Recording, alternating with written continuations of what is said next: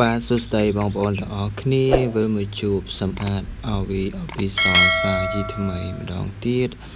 ថ្ងៃនេះខ្ញុំមានវិធីសាស្ត្រថ្មីដើម្បីឲ្យបងប្អូនគិតលេខលឿនជាងមុន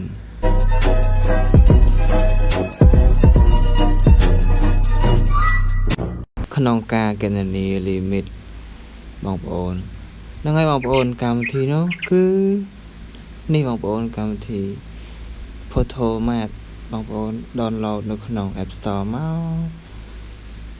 បងប្អូន search មកបងប្អូនចុចកន្លែង search មកហើយបន្ទាប់មកបងប្អូនវាយពាក្យថា Photomat អូខេហ្នឹងហើយដោយសារខ្ញុំបាន download ហើយឥឡូវខ្ញុំចូលទៅអនុវត្តតែម្ដងខ្ញុំបែកមកវិញមកហើយរកកម្មវិធី Photomat នេះបងប្អូនឥ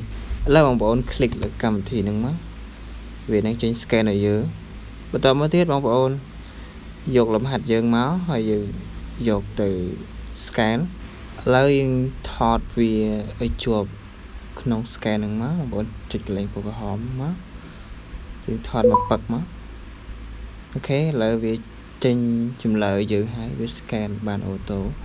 ចម្លើយវាគឺ1/4 ដក1/4មែនតើអ្នកនរគ្នាបងប្អូនចង់មើលការធ្វើសម្រាយរបស់គេបងប្អូនចុចកន្លែងពណ៌ក្រហមខាងក្រោមនេះពាក្យថាសូនេះមកហ្នឹងហើយបងប្អូនកន្លែងហ្នឹងវាខុសគ្នាបន្តិចដោយសារកន្លែងហ្នឹងគេដាក់អុយតែប្រធានយើងដាក់ x ចឹងណាបងប្អូនគ្រាន់តែជំនួសកន្លែងអុយណាដាក់ x វិញមកវាដូចគ្នាអ្នកនរគ្នាហ្នឹងហើយរបៀបធ្វើវាមិនខុសគ្នាទេខុសតែអក្សរបន្តិចទេហ្នឹងហើយខ្ញុំគិតថាកម្មវិធីហ្នឹងល្អមែនតើអ្នកនរគ្នាជំនួយពេលយើងធ្វើអត់ចេញ stress យើងយកទូរស័ព្ទយើងមក scan មកដឹងចម្លើយហើយយើងធ្វើទៅធ្វើពី3ដងទៅចាំហើយហ្នឹងហើយវីដេអូនេះខ្ញុំមានតែប៉ុណ្្នឹងទេបងប្អូនកុំភ្លេចជួយចុច like and subscribe នៅ my channel ខ្ញុំផងគឺសម្អាត RV Official goodbye